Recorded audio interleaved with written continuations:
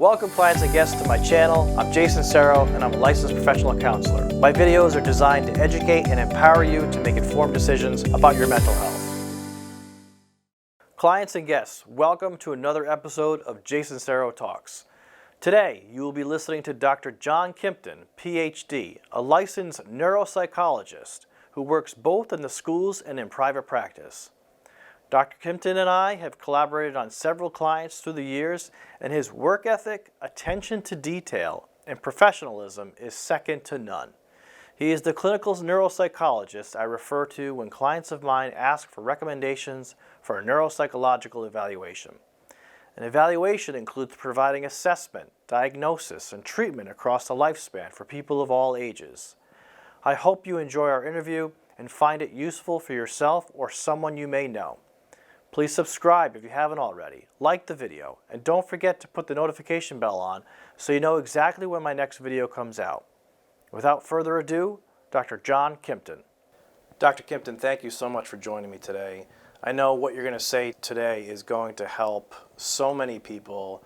I know it's going to help a lot of people in my practice. I have several clients that come into my office weekly asking, what is a psychological evaluation? And I oftentimes point them in your direction because I know you're the one that can help them the best with that. So with that being said, what is a clinical neuropsychological evaluation? Well, thanks very much for having me on, Jason. It's great to be here. I appreciate the opportunity. And essentially, a neuropsychological evaluation is a very, very comprehensive assessment of an individual's neurocognitive functioning, neurobehavioral functioning, and psychiatric functioning, where a detailed history, first of all, is obtained of the individual, and as well as how the issues of concern have evolved over time. But in terms of the cognitive aspects that are measured, there are different sections, including language or verbal functioning, so such things as word retrieval or semantic knowledge, word knowledge, as well as fluency and different aspects of speech.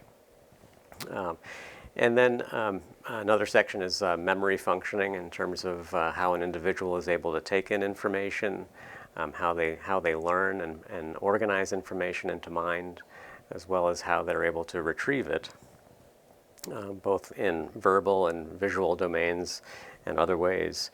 And then there's a section of visual spatial functioning where an individual is asked to look at information, and what's measured is in terms of how they are able to process the visual information, how they organize it, and how they're able to even hold on to that visual information and work with it.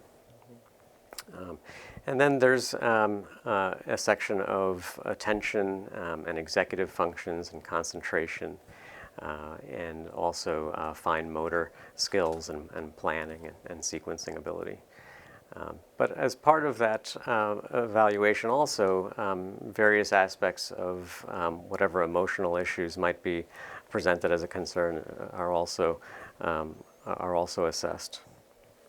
Yeah, for the most part, my practice will be centered around executive functioning and learning if someone is in fact ADHD, attention deficit hyperactivity disorder, and mood disorders, and that's probably the most, along with anxiety disorders, but probably the most common reasons why someone will ask me about the testing and ask if would it be a good idea to get tested, and I say absolutely yes. Let's get those tests accomplished and see where it is for them. What educational steps did you take to become a clinical neuropsychologist? Right. So typically, a clinical neuropsychologist is an individual who has obtained a doctoral degree in some field of psychology, typically clinical psychology, and then does 2 years of intensive supervised training and experience in neuropsychology, and gets a very in-depth education and experience in neurodevelopmental conditions, as well as the impact of various neurological insults or traumatic brain injury to cognitive and behavioral functioning, as well as also neurodegenerative conditions like the various forms of dementia, Alzheimer's, or vascular or other types of dementias. So, Dr. Kimpton, what settings have you worked in the years of your experience? I've had the good fortune to work in a variety of settings, from private practice, which I'm currently engaged in, to various hospitals and outpatient rehabilitation clinics, and specialty centers. So, for example, on a pediatric neurology unit, or nursing facilities or rehabilitation facilities where people have suffered, brain trauma. So, and also schools as well. I think my work within school systems consulting has been one of the most rewarding areas that I've practiced in, because I really get to see the impact of the assessments and the ongoing consultation unfold in a meaningful way in a child's life. So, working with schools, I would assume that you are very accustomed to working in groups and teams, and seeing all the school support staff. Generally, what's that been like for you, working with so many members? Well, again, that's been very rewarding. I think as much as I hope that I'm able to inform a child's situation, having the assistance of various team members coming from different areas of expertise really allows the interventions to really come together in an integrated way. So from the school psychologist to the special education professional and social worker, oftentimes, we're able to really provide a very comprehensive wraparound type of intervention for the child to help them best access, their educational opportunities. When working with children, so I would say any child under about, let's say, about 10 or so, when you're doing these evaluations with them, is there a certain process that may be different that you would go about than someone who's older than 10 or maybe an adolescent, in terms of how you structure the assessment? Well, it always varies on the individual child, but typically for younger children especially, I will get all the information that I can about what the concerns are ahead of time, and that would include an intake evaluation with the parents to go through a thorough developmental history, as well as how the issues of concern may have evolved over time. And also to make sure that I fully understand the child's unique issues and needs, so that I can best plan the evaluation to target what the questions are, but also to make sure that I'm providing within the environment or the assessment situation whatever the child needs to feel most comfortable and relaxed, because ultimately I want to see them at their best and make sure that they're comfortable with the process. I've worked with several psychologists over the years, and I don't think anyone is as thorough as you have been. You collaborate with me especially, and we've had meetings for at least an hour on some of our mutual clients. I've never come across that before. It seems like your thoroughness is unlike any other. What contributes to that for you? Why is that so important?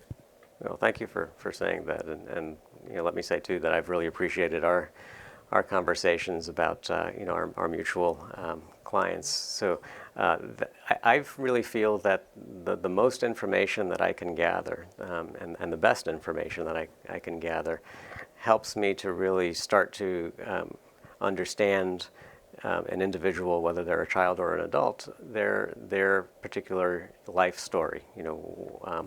How they sort of have come to be, to present, in terms of their strengths and needs.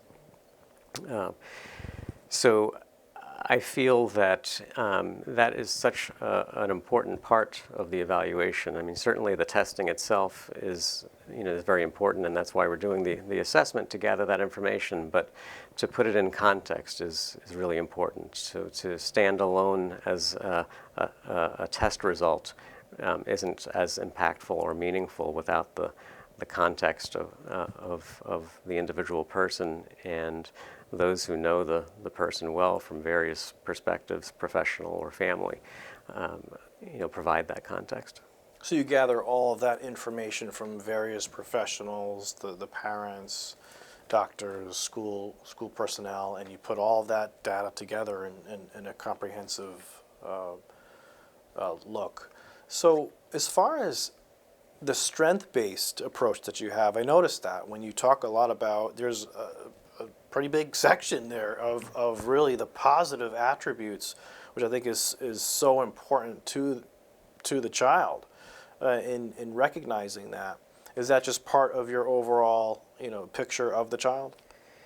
Yeah, absolutely. I mean, certainly I'm being contacted because there's a concern, right? So there's a suspicion that, there may be a weakness in a certain area or something that's getting in the way of a child's functioning or the functioning of an adult. And I certainly want to very, very closely assess that area of concern, but again, to fully understand the individual, we need to know the strengths as well, and those can be incredibly important to develop an intervention program to overcome or compensate whatever weaknesses that we find. In private practice, I'm always dealing with confidentiality, especially with minors, and being able to navigate that confidentiality world between child, adolescent, and parent. Are there any confidentiality concerns or issues that you ever have to deal with when working with a child or an adolescent when you're doing the psychological evaluation? So I try to be clear with parents ahead of time that we're obtaining information all about all aspects of the child's functioning, including emotional, and I think it's important to be able to communicate that information to parents in a way that's going to be helpful to design the best intervention programs for the child. And as well, I let the child know that. So typically, I will let them know that this information is going to be communicated to their parents and to with their parents' permission, other outside professionals, including schools, that I'll be talking to their teachers typically. And similar to the confidentiality in psychotherapy, that there are certain times when I have to divulge information where there's a concern about harm befalling them or that they are intending to cause themselves.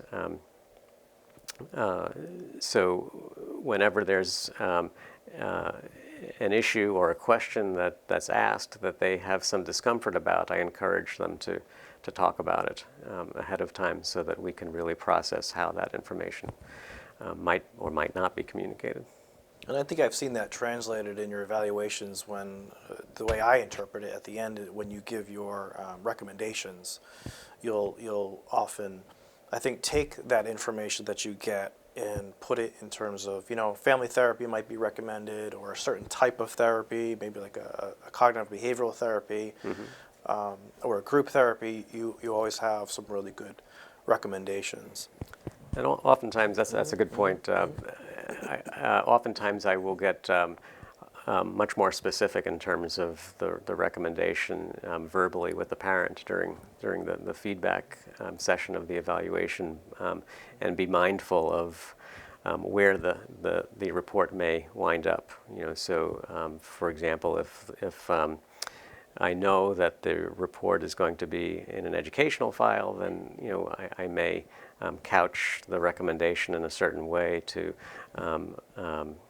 provide information about the recommendation and the service, but maybe not go into the detail that may be more confidential, or the parent may want to keep more confidential. Clients often ask me, how long does a psychological evaluation take? How many days is it? Basically, how many hours is it? Can you give a little color on that process? Yeah, sure.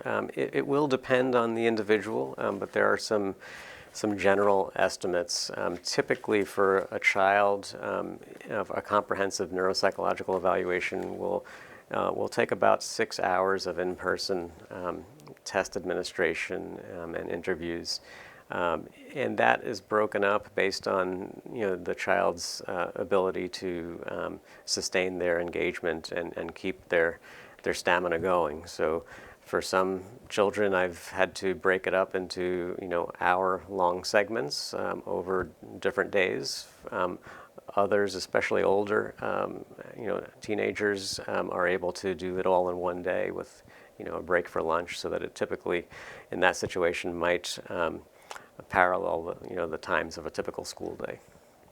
I know we touched on it a little earlier, but some of the conditions, so ADHD, anxiety, depression, even OCD, those seem to be some of the more common reasons. Well, I'll be working with somebody and then we want to get a clearer picture. Is that generally mostly what you work with, or are there more common conditions that you work with?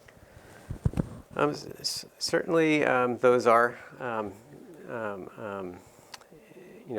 diagnoses or presentations that I'm referred, but I also do quite a bit of work with learning disabilities, as well as typically more complex kind of learning profiles, be it dyslexia with a combination of something else. ADHD with dyslexia, or dyscalculia, or math disability, different aspects of executive dysfunction, or autism spectrum disorders. I had in the past done quite a bit of work with older individuals in mild cognitive impairment and assessing for that versus Alzheimer's or different types of dementias. Do you often see with learning disabilities, especially in kids, do you see that combined with an anxiety disorder, for example, or some other mental health condition that they seem to kind of pair together pretty well, which might exacerbate each condition? Mm-hmm.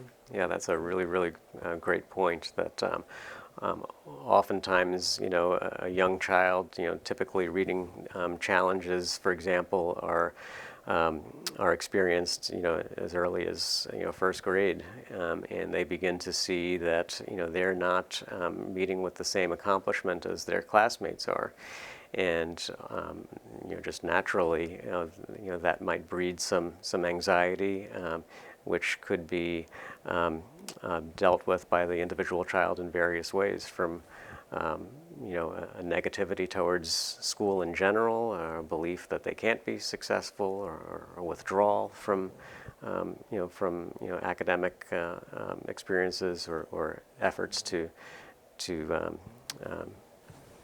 do well academically, or even outright oppositional types of behavior, to try to fend off the discomfort that the academic experience might bring to them. When we talk about diagnoses, and oftentimes in any evaluation, you'll see 3, 4, 5, even more than 5 actual diagnoses. That can be, what I've learned is that can be overwhelming for several people, it's almost like they can't get past even the first one. Mm. What advice, if any, do you have for people when they're looking at their diagnoses to be able to kind of settle down and understand it and be able to kind of absorb that information? Mm. Yeah, that can be incredibly overwhelming. First of all, my objective of meeting with the individual or the parents as part of the feedback session is to go over the results and ensure that they really understand the not just the meaning of the diagnoses, but even more importantly, the particular issues of concern to their child, and how they really go together. So so it's not just really about the diagnoses themselves, but to gain sort of a comprehensive understanding of the child's issues, and not to get so overly focused on the diagnosis itself, but what the features are of that particular issue of concern and what we can do about it. Right. Absolutely. In my practice, I'll often find that the client doesn't really want to be labeled and thinks that there's something wrong with them if they have a certain diagnosis. Mm-hmm. And that's completely understandable. No one wants to be labeled or think that there's something wrong with you. The way I try to frame it is that it helps provide a path for us in terms of, if you are depressed or have depressive symptoms, that diagnosis does provide a straight path to, solving some of those issues or at least managing them. So it definitely can be an understandable, a tough balance to say, hey, there's nothing really wrong with you, but here's what we found that is a challenge of yours, and how can we manage it as best as possible so that you feel better. So I can understand when you're posed with, these are what the tests show, and now you have to communicate all this information in a way that they can completely grasp it and do something with it too, so I can see the challenges. And as we were talking about earlier, certainly there are some commonalities between individuals who share the same diagnosis, and as you said, it does provide, having the diagnosis does provide sort of a general path or understanding of the issue and how to intervene. But for me, from my perspective, two individuals who share the same diagnosis can have very unique profiles and different avenues of intervention may be more powerful for one versus the other. So the diagnosis actually certainly does help us to understand in a general way where the person is and where they're coming from and how to proceed, but each individual is unique, and oftentimes the recommendations for one can be very different than another. What is the actual criteria that you use when you give an official diagnosis? Mm-hmm. So I certainly start as a framework with the DSM-5, but again, that is a starting point, and oftentimes different diagnoses will have quite a bit of overlap in terms of their features and symptom presentations. And that's where really understanding the person's individual experience and their life story really comes into play, because knowing how their cognitive features, their personality development has kind of come together over time allows you to really see how the symptoms may more clearly meet a certain diagnostic profile versus another. Dr. Kimpton, can you talk a little bit about autism and, lately I know the DSM has changed their criteria for autism spectrum disorder. You'll hear Asperger's a lot, and a lot of people will refer to that term Asperger's. Can you talk a little bit about that? Yeah, that is true. In the previous version of the diagnostic manual, Asperger's was a standalone diagnosis, and in the current version that had been eliminated. So I still will see several people who had received the diagnosis of Asperger's, from when they were younger. And there's quite a bit of confusion over, if it's no longer a diagnosis that's recognized now, what does that mean for me, And the reality is that, it still means that, they are presenting or did present with some features on the autism spectrum. Just the fact that the publishers of the diagnostic manual didn't include it doesn't mean that their issues have sort of magically gone away. Also, it used to be a diagnosis or a diagnostic category in the previous DSM for pervasive developmental disorders not otherwise specified, which often had been used for subclinical types of features of autism. And now in the current manual, no longer is included, but there's a qualifier for an autism spectrum disorder for mild, moderate, or severe in terms of its impact and the number and severity of diagnostic features. But I think that there was an effort to sort of solidify or clarify the diagnostic features of autism, and as a result, Asperger's hadn't been included in this version. I believe it's still the case, though, that in the World Health Organization's diagnostic criteria, the ICD-11, I think it's at now, does include Asperger's, if I'm not mistaken. So, depending on which diagnostic manual or system you use, Asperger's may still exist from a diagnostic perspective. Do you see much comorbidity with autism? Quite a bit, actually. Certainly, many individuals who present on the autism spectrum also have various aspects of anxiety for a variety of reasons. Some present with obsessive compulsive features. Of course, part of autism is sort of a rigid adherence to routines or needing things done in a fixed or predictable manner. So there is quite a bit of crossover in terms of a presentation for OCD and autism spectrum disorder. Very often there are difficulties in executive function and attention within autism spectrum disorder.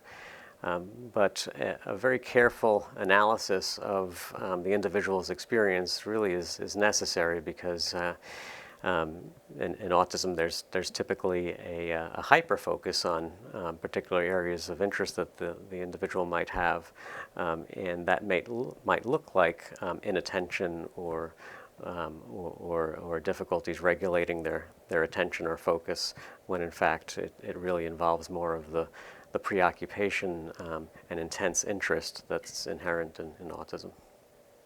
Do you often get referrals for older clients where they haven't been diagnosed, maybe 18, 19, 20, maybe even later, with certain conditions? Absolutely, yeah. Even within autism, particularly in the milder presentations, sometimes that is not picked up in their childhood years for whatever reason. Maybe they had very significant strengths that allowed them to compensate, but when social demands reach a certain point in young adulthood, or even later than young adulthood, even in middle adulthood, it becomes more apparent that they're having difficulties in areas of social cognition or picking up social cues.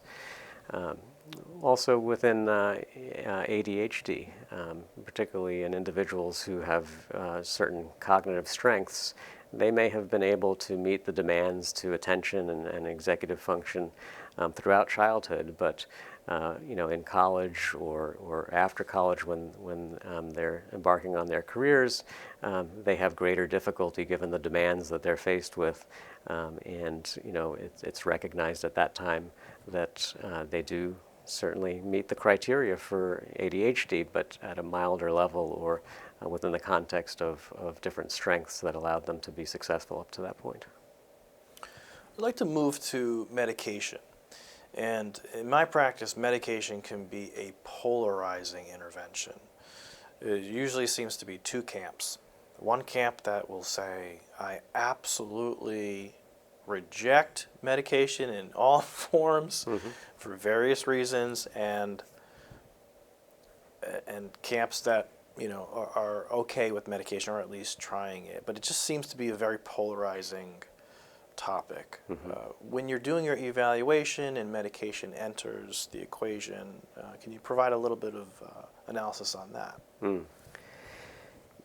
Yeah, typically I try to, if it's a child, I try to meet the parent and the family where they are, and if it comes up as part of the interview process up front before we do the evaluation, I try to be very clear that my first role is to evaluate what the individual child's profile is, and then we can talk about interventions after that.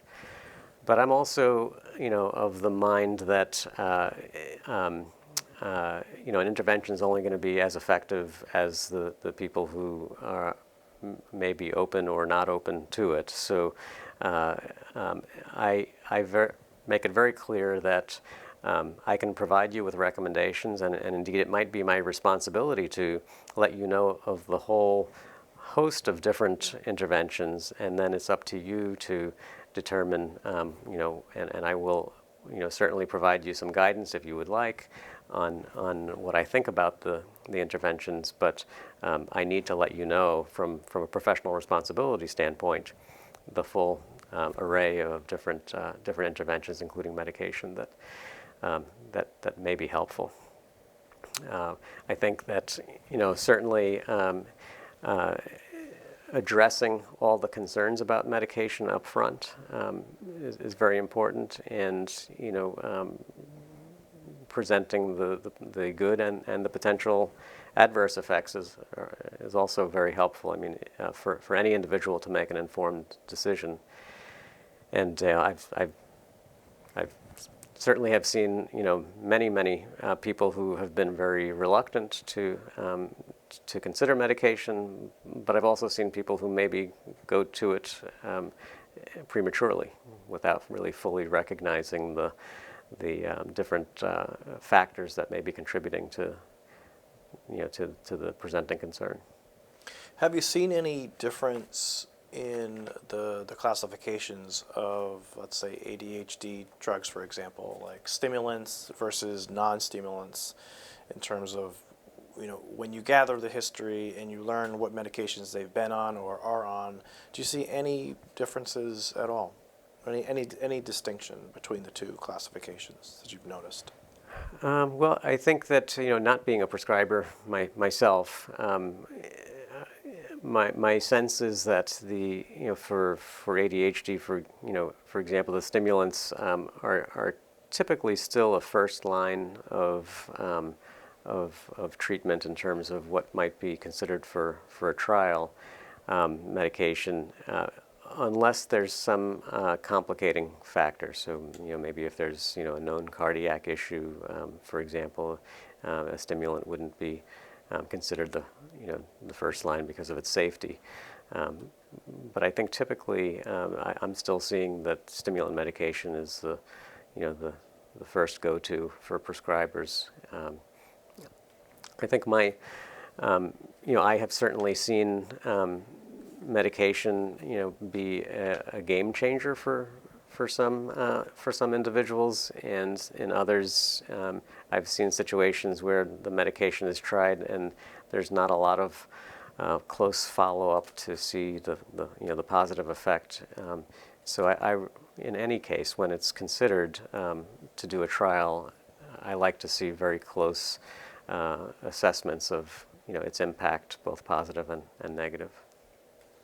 Can you talk a little bit more? I know we touched on it a little bit, but talk a little bit more about your recommendations. And do you have like a certain flow that you have? Like, do you start with a certain section of recommendations in the beginning, and then, does it flow a certain way? How are those recommendations formulated? It's an interesting question, and I wish I could say that I am organized in the way I do it, but I think it really, again, comes down to the individual, and what their unique needs are. In some situations, I may break up the recommendations for what can be done at home versus what can be done in school, what can be done from a psychotherapeutic standpoint for the family as well as the child,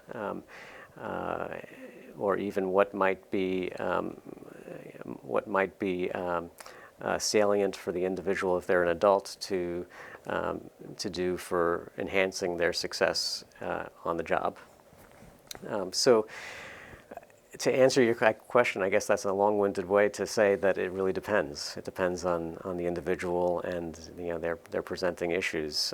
But I do like to, in the end, I find myself sort of reshuffling the order and the sequence of the recommendations, or categorizing them in a certain way so that I can really help the individual or the family really look at things in a stepwise process that's most salient for them.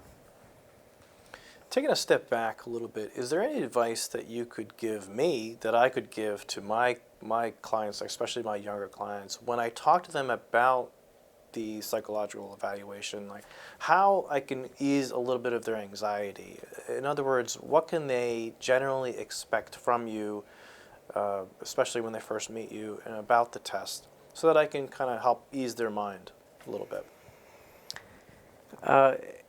One of the first questions I have for parents when we're scheduling the evaluation is, what is it about your child that I can do, or what things do you think that I can do to make them comfortable? So, and when I'm meeting the child for the first time, I say that we have very few rules here, but the first rule is we want to have fun, and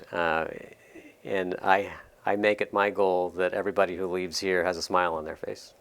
So, is it going to be work? Yes.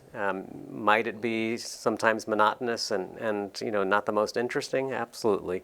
But I also want to know your interests ahead of time so that I can really gear some of the things we do to be captivating and interesting to you. So I guess if you can let your clients know in preparation that it's going to be relaxed, it's going to be based on what you need, and including even taking breaks whenever you need to, and including chowing down on some snacks while we're going along, whatever you need, that the evaluator, in my case, I will provide to them to make sure it's a positive experience. Well, whatever you're doing is working, because I've had several clients talk with me about what it's like to be with you in the evaluation, and just in general, I just get a complete sense of that you care and I obviously know how much you care because of how many conversations we've had about mutual clients. But I also get that feedback from them that they feel like you care about them and not just about the test. So whatever you're doing is really having such a positive effect on them. Oh, great. That's fantastic feedback. Thank you. Are there any initiatives, anything community-based or private practice that you're doing, or that is going to be a future endeavor of yours? Yeah, I'm working on some exciting projects right now. I've found over the last several years that adolescents especially are having more and more challenges meeting the demands and expectations to executive functions, and time management and organization and goal setting, planning, that in a way that would help them to meet with the greatest success academically and socially as well. So along with a colleague, I'm developing a curriculum that we can roll out to help build executive function skills and learn and apply the strategies in a real-world type of a way to put into practice to help them to be successful and to demonstrate optimally their abilities. So that's one area. We're going to be starting some groups soon in the not too distant future.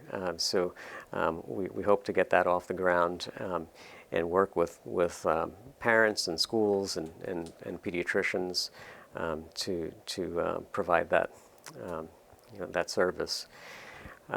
Another is providing consultation to parents and also adults who are interested in them, getting an evaluation themselves, providing that consultation ahead of the evaluation to really get a sense of what their concerns are, and giving them a direction or different ideas that they may pursue ahead of the evaluation, to determine whether or not an evaluation is even necessary, or what types of services might there be out there already that they can access prior to receiving an evaluation. And in some situations, after doing that consultation, I might still be in a place where I say, really to answer all of your questions, it would be best to obtain, a comprehensive neuropsychological evaluation. But in other cases, we may be able to address the concerns without that. So I might be able to, in listening to what the concerns are and how things have evolved over time, and gathering some information from different sources, like I would typically do as part of an evaluation, I can, maybe give them some ideas to try and see if they can be effective without necessarily needing the full evaluation. Dr. Kimpton, thank you so much for joining me today, meeting with me today. And I really hope that we can continue this and have further conversations. And I know what you offer today is going to help a lot of people. How can people find you? How can people get in contact with you and schedule a consultation and get things rolling? Yeah, sure. People can feel free to email me. It's drjkimpton@gmail.com. Or call the office 401-789-2306, and I'd be happy to discuss their concerns and answer any questions they have. And where are you located? I'm in Wakefield, Rhode Island, so 231 Old Tower Hill Road, Suite 203, and that's in Wakefield. 02879. Perfect. Thank you. All right. Awesome. Dr. Kimpton, thank you once again for taking time out and sharing your knowledge with Jason Serro Talks. I know this will help many people understand more about the neuropsychological evaluation and its importance. Please post your questions in the comment section below, and we will have Dr. Kimpton back on to answer your questions. If you would like to learn more about Dr. Kimpton or schedule a consultation with him, you can contact him at drjkimpton@gmail.com or 401-789-2306. He is located at 231 Old Tower Hill Road, Suite 203, Wakefield, Rhode Island, 02879. Please subscribe if you haven't already, like the video, and don't forget to put the notification bell on so you know exactly when my next video comes out. As always, be where you are, be resilient.